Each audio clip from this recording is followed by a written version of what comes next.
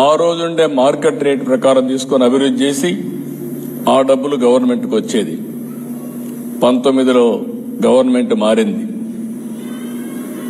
కడాన Singapore government కూడా తప్పుపట్టే పరిస్థితికి వచ్చారు. ఈరోజు నేను వచ్చింది పెట్టుబడులు సాధిస్తాను గాని రాష్ట్ర ప్రతిష్ట పోతే, బ్రాండ్ పోతే శాశ్వతంగా ఆంధ్రప్రదేశ్ రాష్ట్రం నష్టపోతుంది. ఆంధ్రప్రదేశ్ రాష్ట్రంలో జరిగిన నష్టాన్ని సింగపూర్ గవర్నమెంట్ కూడా చెప్పి మళ్లీ రికార్డు స్ట్రైటన్ చేయాలనే ఉద్దేశంతో నేను ఈ పర్యటనకు వచ్చానని చెప్పి కూడా నేను మీకు తెలియజేస్తున్నా.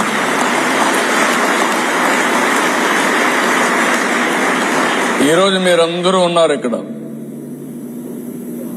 ఏ ఒక్క వ్యక్తి మీరు తప్పు చేస్తే ఆ వ్యక్తి పేరు చెప్పడమే కాకుండా ఇండియాలో ఆంధ్ర వాళ్ళు చేశారు, తెలుగు వాడు చేశారంటారు. మన రాష్ట్రంలో ఏ ఒక్క వ్యక్తి ఇలాంటి పని చేసినా దానివల్ల రాష్ట్ర ప్రతిష్ట పోతుంది, బ్రాండ్ పోతుంది. దానివల్ల చాలా నష్టపోతాం. ఈరోజు వాళ్ళు రాకపోవచ్చు. నాకు ఒక మోరల్ రెస్పాన్సిబిలిటీ ఉంది. ఆ మోరల్ రెస్పాన్సిబిలిటీ మీకు జరిగిన ఇన్కన్వీనియన్స్ కి నేను బాధపడుతున్నానని చెప్పి దాన్ని స్ట్రైటన్ చేయడానికే వచ్చానని చెప్పి కూడా నేను మీకు తెలియజేస్తున్నా.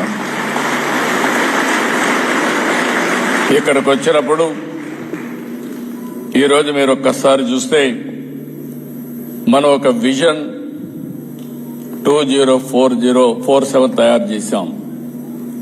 ఇక్కడుండే మీ అందరూ ఒకటే కోరుతున్నాం, మీకు ఒక బాధ్యత ఉంది, నాకు ఒక బాధ్యత ఉంది. భారతదేశానికి కొన్ని అడ్వాంటేజెస్ ఉన్నాయి.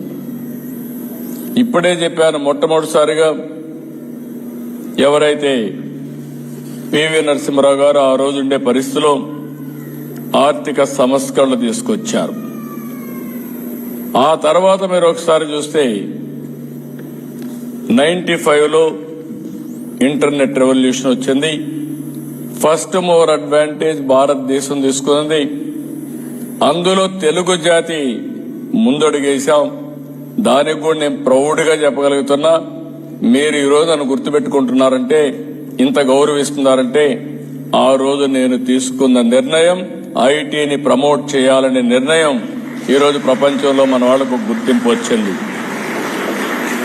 మూడోది, ఇంకొక పక్కన చూస్తే విండ్ ఫాల్ గెయిన్ గా ప్రపంచం మొత్తం ఏజింగ్ ప్రాబ్లమ్స్ వస్తున్నాయి. అన్ని దేశాల్లో ఏజింగ్ ప్రాబ్లంతో ఎకానమీ కూడా దెబ్బతినే పరిస్థితికి వచ్చింది. మన దేశంలో మాత్రం విండ్ ఫాల్ గెయిన్ గా 2047 వరకు ఎక్కువ యువతుండే ఏకైక దేశం యంగ్ ఇండియా భారతదేశం అని చెప్పి మరొకసారి మీ అందరికి విజ్ఞప్తి చేస్తున్నా.